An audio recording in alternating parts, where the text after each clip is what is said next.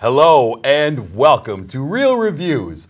My name is Jameson Rabbit, and it is my distinct pleasure to introduce a man whose favorite superhero is Robin. His name is Mike Roth. It's true, and there's 4 of them. There's actually a comic book out right now called We Are Robin. It's tons of Robins. You think every time you mention a Wikipedia page, I have no idea what you're talking about. This is true. I know a lot about Robin. There's actually 3 comic books based on Robin right now that are in circulation. I had no idea that what I was walking into with this. Yeah. Robin's pretty cool. You put this on your own Wikipedia page as a setup. Well, one of them is Dick Grayson, who's a detective, but he used to be Robin, but now he's a lawyer. My head is spinning with how much information I just gleaned from that. Wow. I'm a nerd. I was self-admitted. This week we have a couple of movies to discuss on the marquee. The first one is what we could call the biggest movie of the week, and that is Straight Outta Compton from director F. Gary Gray. This is the biopic of the rap group NWA, and it is under the direction, really, the oversight of Dr. Dre and Ice Cube. Really helped. They were on set helping mold which direction this went to make it feel real. We have O'Shea Jackson Jr. starring as Ice Cube in this movie, otherwise known as Ice Cube Jr. Yeah.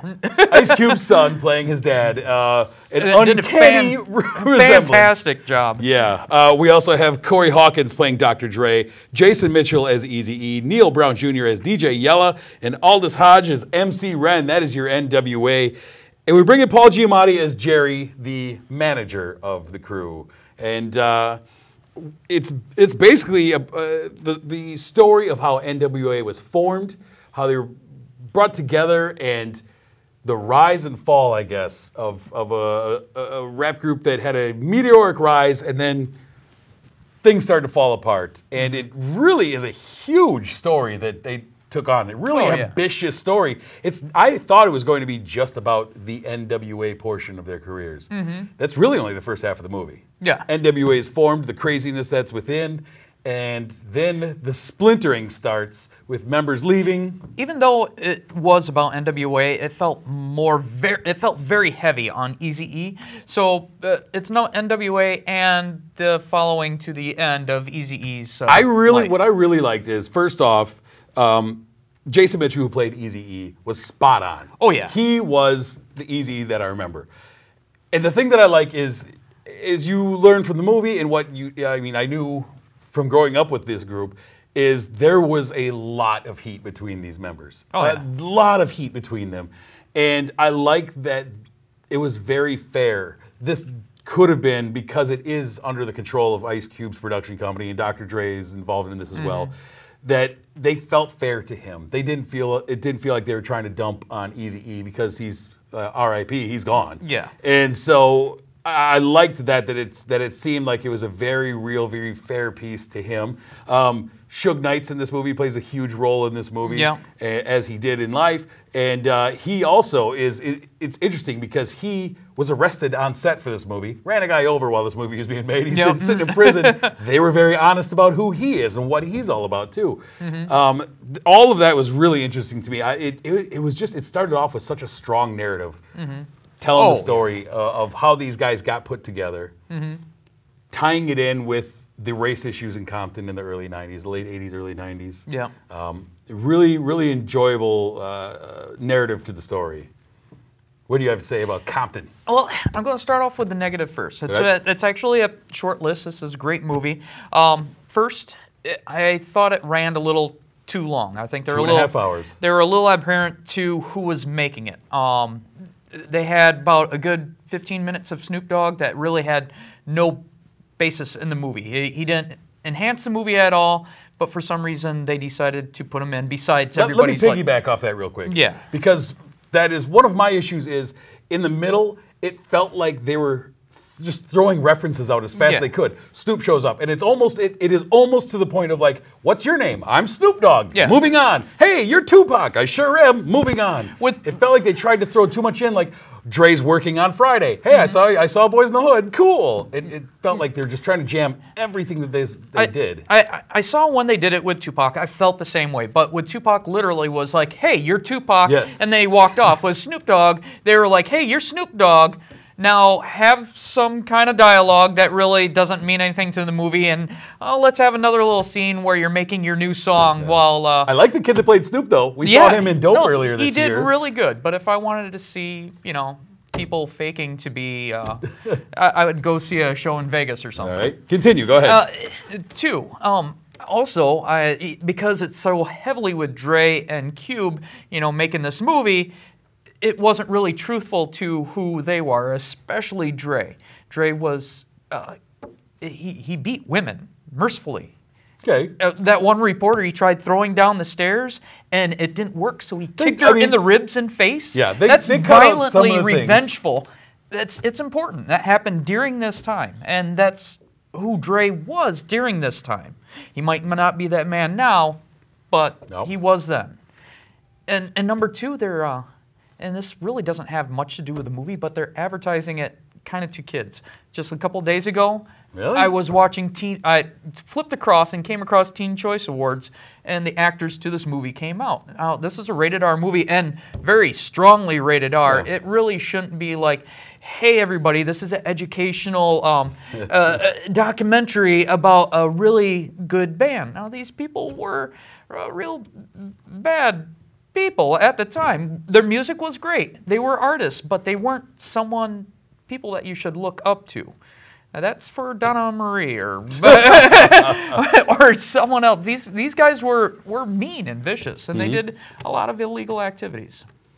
Yeah, one of my biggest problems is the pacing in the middle of this movie. The movie starts out great, and it's I like how they capture the tone of, especially the heat going on with the Rodney King and issues going on as they're starting to get going, and all of the issues that led to them really launching into superstardom because of the controversy surrounding them and the F the Police, which is really what made them worldwide famous. And that's what made this movie great. Yes. I mean, and then the dynamic between the group and Jerry, between Eazy-E and Jerry as the manager, really pushed a lot of that narrative along. I thought that was great. It did feel like in the middle, though, that it did become the Dre and Cube story. Eazy-E disappeared for a long time in the middle of the movie. And it was them just like, and then I did this, and then I did this, and then check out what else I did. And then it kind of came back together towards the end. But it was a 2.5-hour movie that felt like the director didn't have enough time to jam everything that he wanted in. And I don't think all of that needed to be in there. I think that he was adherent to the people who gave him the information. So they were like, okay, we want this in, we want this in, and the director, I felt he's worked with most of them. I mean, he directed Friday. Yeah. He directed a lot of their music videos. He's done a lot of work with both Dre and specifically Cube especially.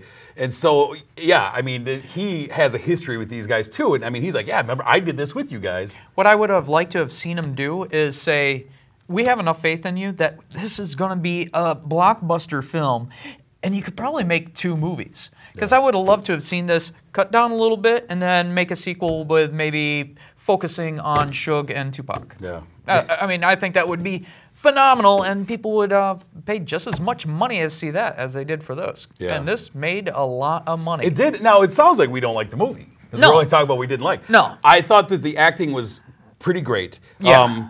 O'Shea phenomenal. Jackson amazing. Jr. was stupendous, but he's playing his dad. Facial expressions, all that. Jason Mitchell's Eazy-E stole the show for me. Yeah. Thought he was incredible. Now, the guy, Corey Hawkins, who played Dre, I liked him. I thought he was the weakest of the crew. I kept having to remind myself, this is Dr. Dre. This is Dr. Dre. Because unlike the rest of the crew, he doesn't look like Dr. Dre. Well, they really didn't pay attention on Man or Yellow either. So. Well, because they've always been secondary characters. Unfortunately, I love Poor guys. I love MC Ren, but he was always the fourth wheel, and DJ Yellow was just a guy in the crew. Yeah. It was always the 3-man crew, and especially once they got big, that's where the dynamic was between those 3 fighting and going solo and stuff. And Paul Giamatti is Paul Giamatti's Paul Giamatti. He's a great actor. Yeah, he is. And he was great. He had a couple of funny scenes in it. Yeah, and everybody had some great funny scenes. Eazy-E had some great funny scenes at the beginning when they're trying to force him just to do Boys in the Hood. I never really got the feeling that Jerry was supposed to be evil. I think in the end they wanted you to believe that Jerry is evil, but they never really pushed it along because he always seemed like a goofy character that always backed up Eazy-E. I kind of like that though because it seemed fair to him because they're telling the narrative. Yeah. They could really slam him. True, they could. But it felt like, you know what, this guy did things for us in our life. We're not just going to paint him with the broad brush of he was a scumbag that stole money from us because he did. Yeah. But they didn't just make him the weasel. They were fair to him, I thought. And I thought that was actually pretty respectful to him. I love that scene where Jerry is listening to Public Enemy and he's like, oh, he's anti-Semitic! Right. And everybody else is just laughing. They're like, no, I That's one of the great montages funny. as Cube goes off and they have their great disc records coming back and forth. I love those scenes. I actually listened to a documentary, and they were talking about how they loved that back in the 90s and how they cannot be pulled off nowadays because people will find it and rip it and send it out on the internet before. And it's look at Drake. Drake and Meek Mill are doing that right now. They're trying, and it's not so good. It's not the same. Ultimately, what did you end up giving Straight Outta Compton? I give it 4. I think it was very. It is a good movie. I did say my complaints, but the acting is phenomenal. The pacing, besides a couple of things that I thought they had to throw in for obligations of some sort, it really was a good pacing movie, and it's very current. You could take a look at what they were saying back then. And actually still apply it to... Unfortunately, 25 years later, it still applies. And that's extremely sad. Yeah. I agree. I gave it 4 stars. I really did enjoy it. This is one of the better biopics I've seen in quite a while. Yeah. It is the highest grossing biopic. Well, there was that one by Clint Eastwood that you loved last year. The Jersey Boys, yeah, right. I did have a little bit of issues in the middle, but ultimately, it's a really good time. It's one that I highly recommend seeing, especially if you are of the age where you grew up with NWA, you remember this, you were part of that. I think it is fair, and I think you'll really enjoy it. And I think a lot of people were part of that because they were a huge driving force in the entertainment industry. And they took rap music to the next step. Yeah. They took it from the rapping about my Adidas shoes to rapping about real world problems. Yeah. They bridged the gap to what became gangster rap. Yeah. Pretty much they were probably the ones that kind of pushed MTV because MTV, their first rap group was Beastie Boys, and then they realized we just can't have everybody being white. Right. And then, boom, there was this explosion that never really ended. No, sir. Not so much. Moving on, though, you have a movie you want to talk about. Yes, I do. What do we have? We also have another famous group, a group of people from 1964's movie. Just give you a little throwback, because I was actually surprised on how many people did not know what Man From U.N.C.L.E. was. The television show. The television show. Back in 1964, the sexiest, coolest, most profitable story you could tell is a spy movie. Sure. We had Pink Panther that did great a little bit before. We had Bond movies that were doing good. We also had a lot of Bond writing books. I forget the name of them. Thank you. Nope. Mr. Fleming, he also came up with the idea of Man From U.N.C.L.E. In 1964, they punched out a little show about a worldwide organization that is starring an American whose name is Napoleon Solo, and a KGB operative called Alaya Kuryakin. Yep. Sorry, I'm not very good at Russian or anybody's name. And it was an extremely popular show. It had a great following. It paved the way for other shows such as Get Smart, and another thing that everybody knows now is Mission Impossible, because they also had a movie out this year. And it was a phenomenal show. What it killed it was it got a little campy, just like Batman and stuff at the last couple of years. The 60s and then everybody did that to a lot of shows. Yeah, but and then it kind of failed. But let's scoot ahead. Tell us about the movie. Let's scoot ahead a little bit. After 10 years of trying, Warner Brothers finally gave you the movie that everybody's been asking for, Man From U.N.C.L.E., starring Henry Cavill, a.k.a. Superman, as Solo, Arnie Hammer as Aya. And his Russian comrade. A new character, Gabby, who's played by Elisa Vikander, as we saw in Ex Machina. She played. Oh yeah. She played the robot. In That was Ex Machina. a great movie. If you haven't seen that, go see that. But on to this movie that I'm talking about right now. This movie, unlike Mission Impossible, decided they're going to take it back to the roots of '64 and make that its place setting. This is it's taken place in '64, has all the style of a '64 movie. They got together, the two guys, and it's pretty much a billing of the organization called U.N.C.L.E. Napoleon and Aya, they get together with Gabby, and they're, of course, our bad guys who are going to destroy the world, and they stop them. It's pretty much every spy movie you've ever seen. Yeah. But it's the making of, and if this did well, I could see them going on to making a sequel where they go against...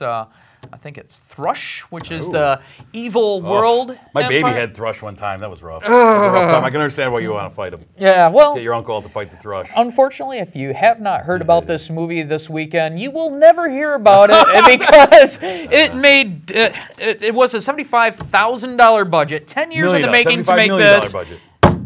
As of now, 13,000? 13 million, yes. 13 million, yeah. Why did I say? I'm not sure. Either way. It's a Guy Ritchie movie. Guy Ritchie directed it. It is like every movie Guy Ritchie does. It's super stylized. Yes. Yeah, that is his forte. Is super crazy stylized action, Dutch angles, cameras panning around. Sometimes it works. Most times it does not for me. And I think with this particular movie, Guy Ritchie was just obligatorily doing things. You know, he'd be like, oh, I'm having fun at times. But at times where he wasn't having fun, you really felt like he was just like, all right, guys, yeah, that was good. Let's wrap it up. I got a dinner I got to go to. I have issues with Guy Ritchie in his films. But that's neither here nor there. Well, he allowed Solo to have two different accents. There's definite parts in the movie where Solo just sounded like he was Agent Smith from The Matrix, but more snarky. But here's the problem is when you have a Brit playing an American playing a Russian. Yeah. You're going to cross some accent boundaries here when you have all of these guys taking on different accents from what they are. This is another one of my things is Henry Cavill was so incredibly boring as Napoleon Solo. And Henry Cavill, outside of his role in Man of Steel, has proven to me to be a mediocre actor. He's never impressed me in anything. And in this movie, I was excited to see what else he could do outside of wearing the S on his chest. And I thought he was just so mind-numbingly boring. Oh, he also just acted it poorly. Yes, I mean, it was just so weak. He played, well, so if I'm just monotone throughout most of it and have no facial expressions, is that what you want? Yeah. No. That's not an interesting character. No. I know that you're supposed to be the staid and steady and upright guy, but that is not it, being monotone and emotionless. Yeah. And Armie Hammer, I think, is one of the most vanilla actors out there. And he actually outshined Henry Cavill in this movie. He outshined the three which that isn't were there. saying a lot. And I think that lack of chemistry really hurt this movie. I think the chemistry between your two guys, there's got to be some conflict between these guys, and they're trying to build the conflict, but it felt like they didn't care. No, there was actually more charisma between the KGB guy and the German Gabby. Yeah. I was actually interested in that, and that was the only time where I thought there was actually good acting by Hammer. You're absolutely right. I felt like, oh my gosh, he has this cute little crush on her, and this is going to blossom into something, but it's not. They're not going to let. But then he'd ball up his fist and get super angry and start to Hulk out for some reason. Yeah, I thought it was funny. I thought it was kind of cute that this huge guy was having such a little baby 13-year-old crush. I agree with you, but the problem is, it's just that this movie is based on chemistry and as a whatever you want to call it, not a buddy cop thing, but partners. I think you're right. It's kind of a buddy cop. It kind of is, and that's what it ultimately turns into. Yeah. And there's an underlying distrust of each other, obviously, but it felt like neither one of them could be bothered to even care about the other. Like, smack dab in the middle, most heated part of the Cold War. So that's the reason why the '64 one works so well, because, whoa, you're putting a Russian and an American together? That's just crazy. And at the time, that would be huge, but now it's like, okay. Yeah. And I liked Hugh Grant I thought he was great in this, in his role. I thought the movie had a nice resolution to it at the end. I liked how it kind of ended, but it felt like the middle of the movie was incredibly boring. I liked how the style. They were trying to get that slick, sexy, kind of hipster type style from the mid-'60s, but a lot of the sets I felt like were manufactured, and I should not feel that way. They come into this huge party and stuff, and I would look at the set and go, they just put this up an hour ago. Look at this set. And they're taking it down. I agree. But overall, oh man, now that I'm talking about it, all I can do is rag on it. There was that one scene where it was supposed to be funny, and in the beginning it was serious, and the last half they wanted some more comedic stuff in it, but it really wasn't hitting. And there was this ungodly long 5-minute scene where Napoleon, not caring about what was happening to Aya, just kind of sits back and lets Aya do this huge battle that we never really focus on. Instead, we're focusing on Napoleon looking at the wine and going through a basket and stuff like that. Not to spoil it for anybody, but it was such a long, uncomfortably unfunny scene. Right. It was just like, what are we doing? And that was right there in the middle of the movie where I'm going, I don't even care. Like, what are you doing? And they kind of saved it towards the end. I thought the final climax of the movie was good. If I don't care about the characters, how good can it be? There was one scene where Guy Ritchie, he would actually, I enjoyed this part a lot, and this was in the end. He would take these great sweeping shots, and he'd focus up on one person, and instead of just panning to the other one, he'd pull out. You'd see the whole scene again, and then you focus in on the next guy. That's that stylized Guy Ritchie direction. I actually really enjoyed it. Sometimes it works, sometimes it backfires. No. In the beginning, the Guy Ritchie style was the comic strip, cutting in half, spinning it around. Which he loves that. I loved it in Snatch and stuff like that, but Snatch was a long time ago. It sure was. It sure was. Ultimately, I ended up giving it 2.5 stars. Yeah. It had promise to it, but it just didn't do a lot. I didn't hate it. Its biggest sin was that it was boring to me for a large chunk of the movie. Yeah. And for a spy movie, it can't be boring. You can't give me a boring, especially when I just saw Mission Impossible and other great spy movies. You can't give me boring. Yeah. And unfortunately, I think a lot of it falls on Henry Cavill and Armie Hammer. Well, I gave it a 3, and I think a little bit of that was because of how Hammer did kind of have that schoolboy crush kind of thing on Gabby. I thought that part was enjoyable. I did like all the kind of stylized and stuff.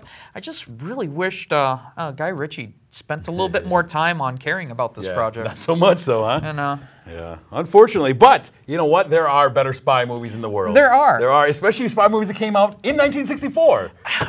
What was? I can't think of any other spy movies. Didn't Mike, I say them all? You fool, Mike. This week on the Real Reviews Movie Throwback, we're going to take a look back at 1964, the James Bond movie, Goldfinger. I was lying. I knew that all along. There we go. Goldfinger, the third movie in the Bond franchise, starring Sean Connery, of course. And it is... one of the best. It is among the best. It is my favorite Sean Connery Bond movie ever.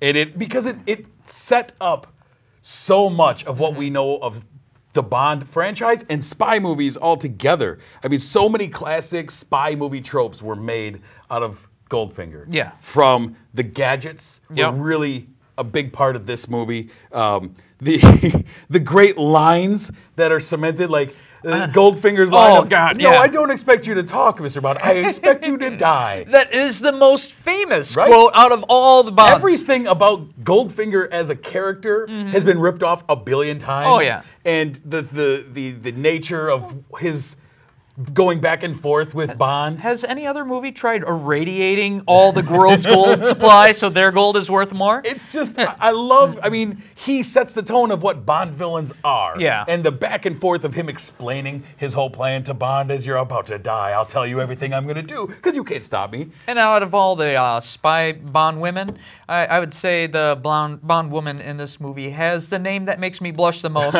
So I'm not going to say. I mean, Pussy Galore, she is amazing. The iconic Shirley Bassey song that plays throughout is so great. The horns play. Oh man, that Goldfinger song is so good. And Gert Frobe as Goldfinger is just a fabulous guy who is not physically intimidating to James Bond, But he's a villainous guy. He's going to rob Fort Knox. No one's ever thought of that. And henchman, and you can't talk about you can't talk about James Bond without talking about a henchman. Odd Job, my favorite. One of the most copied henchmen. Yeah. I mean, this sets the tone for spy movies. It's pretty much what was Austin Powers' bad guy threw the shoe. That was Odd Job. Except for it was a shoe. Goldmember was just a ripoff of this, but it's great. The Aston Martin makes its first appearance in the franchise. Iconic for Bond movies going forward.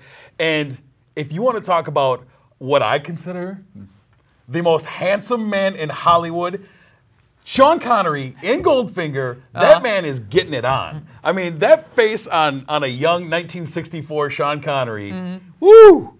That guy is he made Bond, and nobody can touch that after that. Every time I think of him, I think of Highlander and how much I didn't Oh, like those no, movies. don't do that, Mike. A 64 Sean Connery, that guy was he was the man. You know, hairpiece or no hairpiece, he was getting work done. Yeah, he wasn't a Timothy Dalton. No, man. I'm sorry, I'm just kidding. This Goldfinger, though, it's great because it is a piece of 1964, but it holds up so strong today. Yeah. 50 years later. It's the mantelpiece. It is the head thing when you think about the 60s and how the spy movies were the thing before the astronauts took over. You know.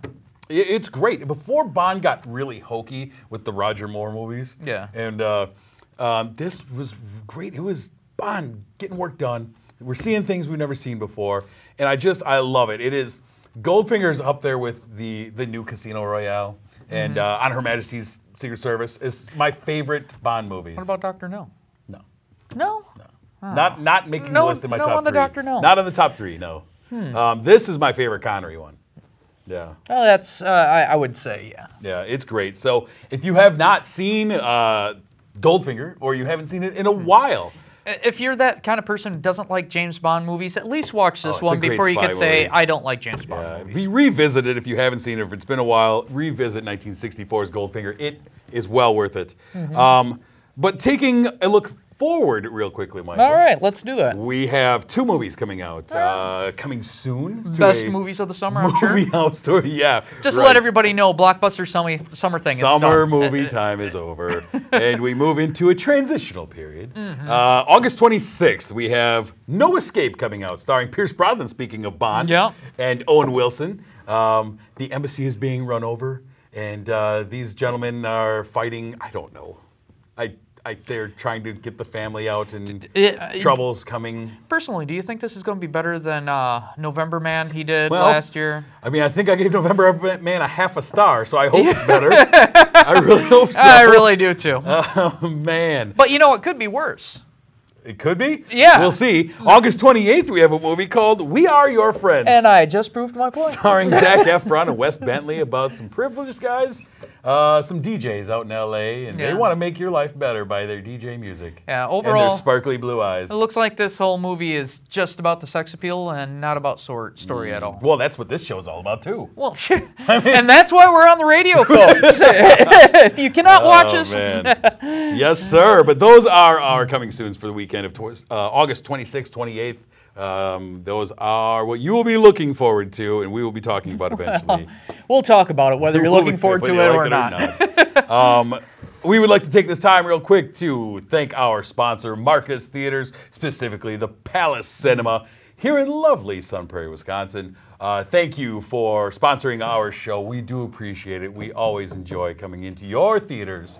If you would like to find more from us, you can do so on Facebook. Like us on Facebook. You can find us under Real Reviews TV.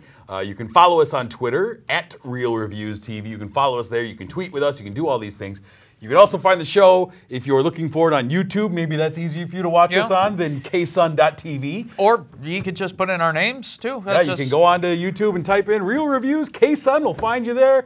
Watch us on ksun.tv. Listen to the show on 103.5 The Sun. And please follow us. If we get up to 500 people, we could actually have our string of code say Real Reviews. And I'll do a little dance. I'm just saying, if you want to see this guy do a dance, why not? All right, maybe that's be number 500. This guy's going to dance any way you want. He'll be your Tina Turner. All right, but until next week, my name is Jameson. I'm Mike Roth. Thanks for watching.